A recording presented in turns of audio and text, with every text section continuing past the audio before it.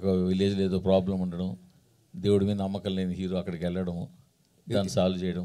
ఇది positive coincidence sir. నాకు it's a coincidence for me sir. ఒక positive coincidence which is happening. I'm very happy for that.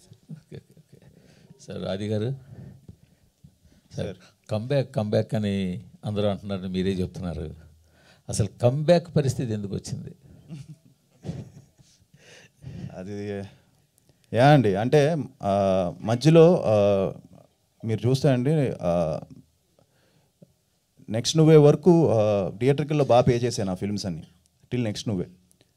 తర్వాత నుంచి కొంచెం down అయ్యింది, ఎందుకంటే అది నా చాయిస్ ఆఫ్ ఫిల్మ్స్ అని డిఫరెంట్ ఫిల్మ్స్ నేను చేశాను. ఎక్కడ కూడా నా కమర్షియల్గా నేను చేసిన film rough was I think complete కమర్షియల్గా లాస్ట్గా ట్రై చేసింది రఫ్ అనుకుంటా. రఫ్కి సాలిడ్ ఓపెనింగ్స్ వచ్చాయి.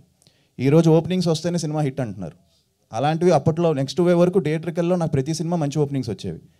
తర్వాత కొంచెం కోవిడ్ టైంలో కొన్ని సినిమాలు కమిట్ అవ్వడం, అనుకోకుండా కొన్ని రిలీజులు ఎక్కువ అయిపోయి దాని మీద జనాలకి చాలామంది ఏ సినిమా రిలీజ్ అవుతుంది, ఏ సినిమా రిలీజ్ అవ్వట్లేదు అర్థం కాల. సో అందరిలాగే మీరు కూడా కోవిడ్ మీద తోసేస్తున్నారు. కోవిడ్ మీద కాదు సార్, బ్యాడ్ అంటే ఫ్రాంక్గా చెప్పాలి అంటే ఆ టైంలో చాయిసెస్ కూడా ఐ థింక్ నేను చేసినవన్నీ ప్రయత్నాలు మంచి ప్రయత్నాలే అండి. మధ్యలో పులిమేక వెబ్ సిరీస్ చేసాను, దానికి మంచి పేరు వచ్చింది అంతా కూడా.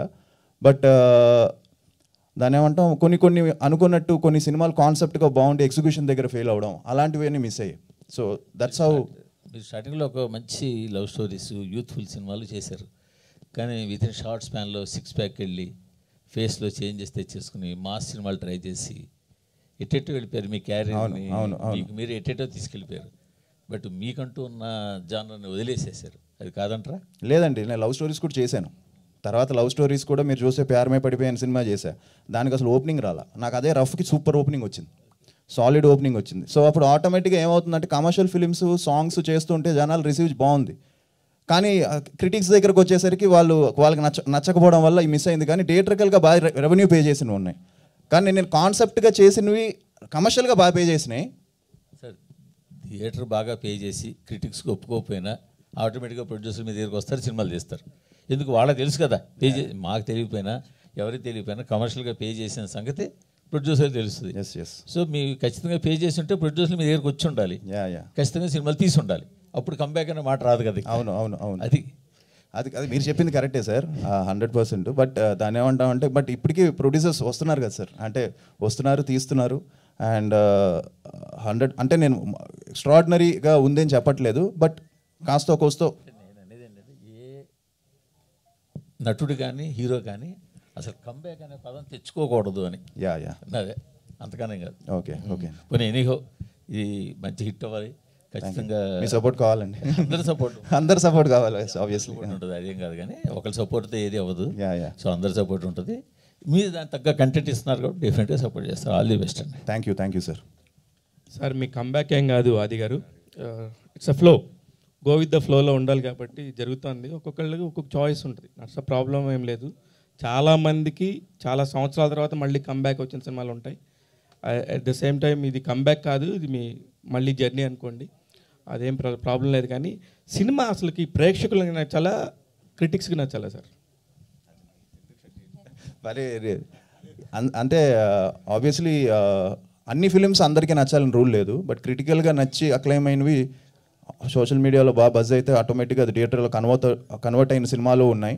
క్రిటికల్గా అక్లైమ్ కాకపోయినా థియేటర్కల్లో ఆడిన సినిమాలు ఉన్నాయి. But the second one is టఫర్.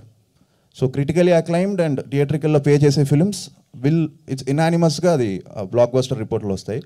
But second one is tougher job, ఎందుకంటే వన్స్ క్రిటిక్స్ అప్రూవల్ చేయకపోతే అంత ఈజీ కాదు. జనం కూడా రావట్లేదు ఈ మధ్య, ఇదివరకు ఉండేదేమో, ఇప్పుడు అలా లేదు.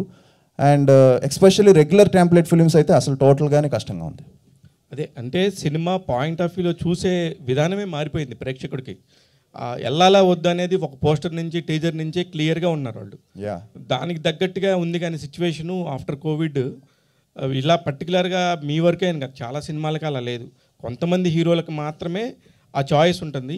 ఇప్పుడు ఆ చాయిస్లోకి మీరు వచ్చారు సంబాల ట్రైలర్ ద్వారా అనిపిస్తుంది. ఆ ట్రైలర్ మాత్రం చాలా రోజుల తర్వాత అది సినిమా మళ్ళీ ఏదో చేయబోతుందని ఒక ఫీలింగ్ వచ్చింది. ఇందాక మీరు చెప్పినట్టు సాయి కుమార్ గారికి మేము కూడా చాలా మధ్యలో చాలా సినిమాలు వచ్చాయి, వాటి గురించి మేమేం చెప్పలేదు. ఇది చాలా చాలా ఇన్నోవేటివ్గా ఉంది, చాలా కొత్తగా ఉందని కూడా చెప్పాం. మీరు కాల్ చేశారని చెప్పారు డాడీ. చెప్తే అంటే దాన్ని క్రియేట్ చేసేదానికి మీకే ఉంటుంది ఫస్ట్. ఎందుకంటే you are the first audience. Director గారు వచ్చి చెప్పినప్పుడు కానీ దాన్ని చేయాలా వద్దని డిసైడ్ అయ్యేది కానీ మీరే. అంటే మీ చాయిసే తప్పు, కానీ మీరు మీ ప్రయత్నాల్లోంచే ఉంటుంది ఏదైనా సరే ప్రేక్షకుడి దగ్గరికి తీసుకెళ్ళేది. అందుకని ఇది మాత్రం చాలా బాగుండింది. December 25th ఖచ్చితంగా మళ్ళీ మీరు మంచి బ్రేక్తో వస్తారు. అలానే డ్యాన్స్ను వదిలేయొద్దు, మీ బలం అది. మీరు ఏదో ఎమోషనల్గా అలా చెప్పేస్తున్నారేమో అనిపించింది నాకు. మీరు టేక్ దట్ బ్యాక్, అవార్డు మాత్రం వెనక్కి తీసుకోండి. అలా కాదు, నేను ఆ ఉద్దేశంతో చెప్పలే. అంటే నాకు డ్యాన్స్ ఇష్టం, నేను డ్యాన్స్ చేస్తున్నా, ఇప్పుడు నెక్స్ట్ సినిమాలో కూడా చేస్తున్నా. అంటే ఈ ఇయర్ ఒక పుష్ చేద్దాం, ఫైనల్ పుష్ అంటే కొంచెం మోటివేషన్ డౌన్ అవుతుంది కదా. సో ఆ టైప్లో సరే ఇయర్ కొట్టాలి అని చెప్పి దానికి నేను పెట్టుకున్న పేరండి, అంతే. అది కొడతారు. 2026 మీకు అంతా ఆల్ ద వెరీ బెస్ట్ అండి. అది సార్ గారు ట్రైలర్ బాగుందండి. థ్యాంక్ యూ అండి. హోప్ఫుల్లీ మీరు అనుకున్న కంబ్యాక్ ఈ సినిమాతో అయిపోతుందని అనుకుంటున్నాం. Thank you. సినిమా December 25 మీరు అన్నట్టు చాలా సినిమాలు రిలీజ్ అవుతున్నాయి. సర్ప్రైజింగ్లీ హిందీలో కూడా ట్రై చేస్తున్నట్టున్నారు ఈసారి. అవునండి, హిందీ కూడా we're planning. Already trailer release అయిన వెంటనే బాంబే నుంచి ఎవరో ఒక ఆయన నాకు కాల్ చేశారు, నాకు అతను ఎవరో ఇదని, సార్ మీరు హిందీ నాన్ థియేటర్కి ఎలాగో మీరు చేసుకోండి, థియేటర్కల్ మేము డబ్బింగ్ చేసుకుని మేము రిలీజ్ చేసుకుంటామని అడిగితే ప్రొడ్యూసర్ నెంబర్ పంపించా. కొంచెం ఎంక్వైరీస్ ఉన్నాయి,